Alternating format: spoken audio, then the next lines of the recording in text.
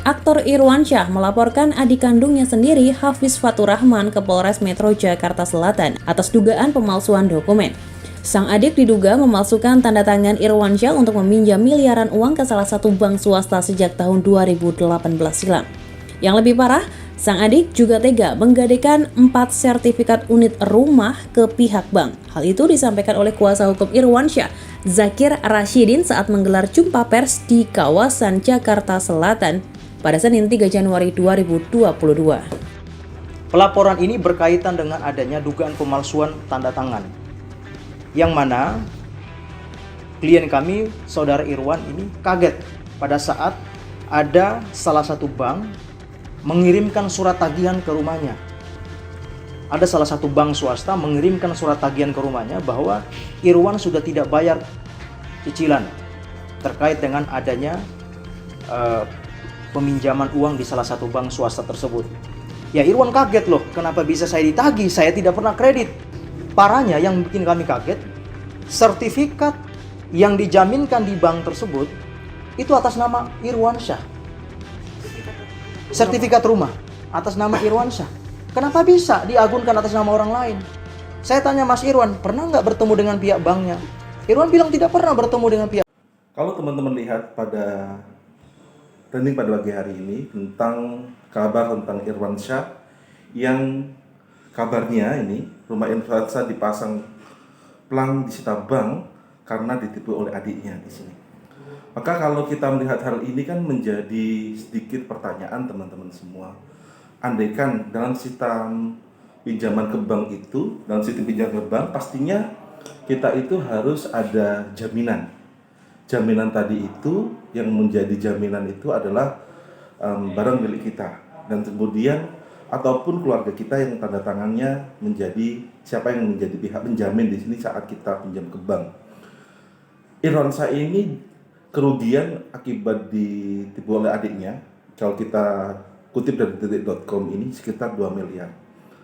Kalau seumpama Irwansyah itu merasa ditipu oleh adiknya, kan otomatis di situ tidak serta-merta bank itu akan meminjamkan uang 2 miliar tanpa sepengetahuan dari sepemilik barang jaminan. Ya kan? Tidak serta-merta langsung meminjamkan. Maka konteksnya di sini menjadi pertanyaan dalam segi hukum, apakah Irwansyah mengetahui bahwasanya rumah dan mobilnya itu dijaminkan oleh adiknya atau tidak?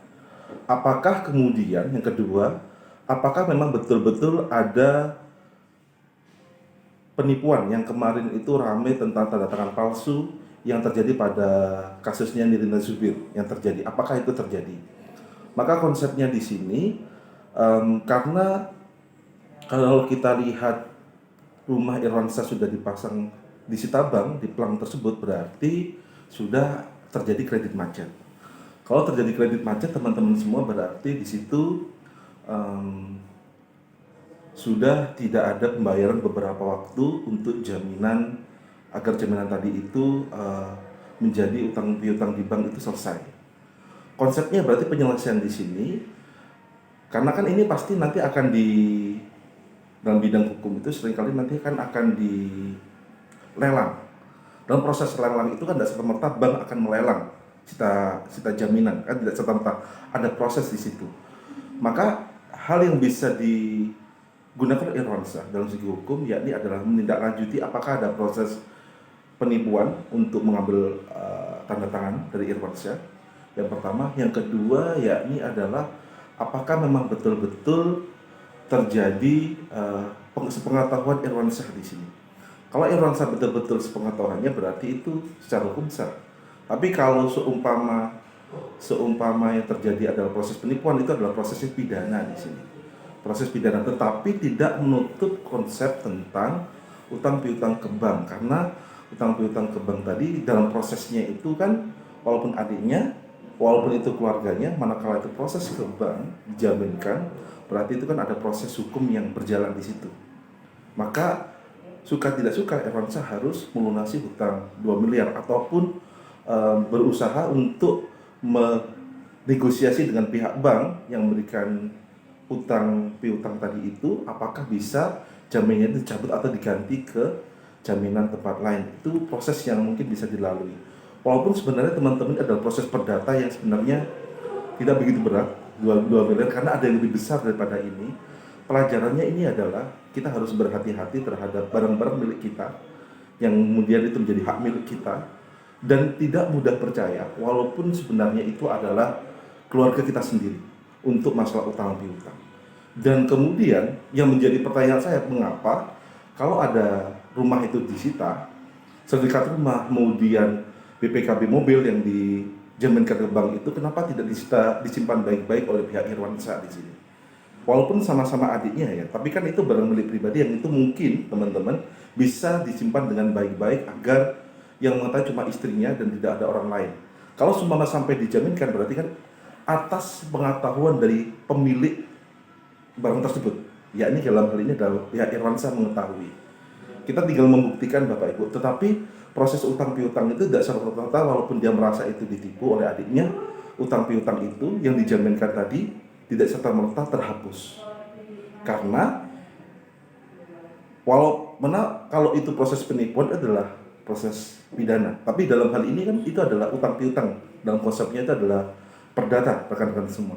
Maka lebih baiknya dari pihak Irwansyah ini kemudian bisa bernegosiasi dengan pihak bank bagaimana jalan terbaik untuk biar utang piutang yang atas dijaminkan barang milik dia, rumah dan mobilnya itu bisa diganti dengan barang lain, ataupun Irwansyah mungkin bisa melego untuk bisa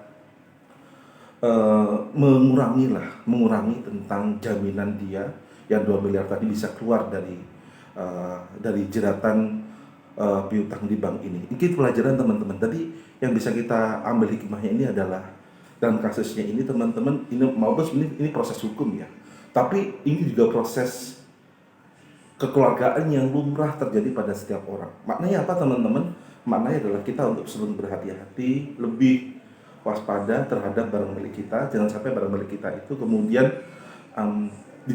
terjadi pada kasus yang sama, yakni adalah dijaminkan ke pihak yang lain.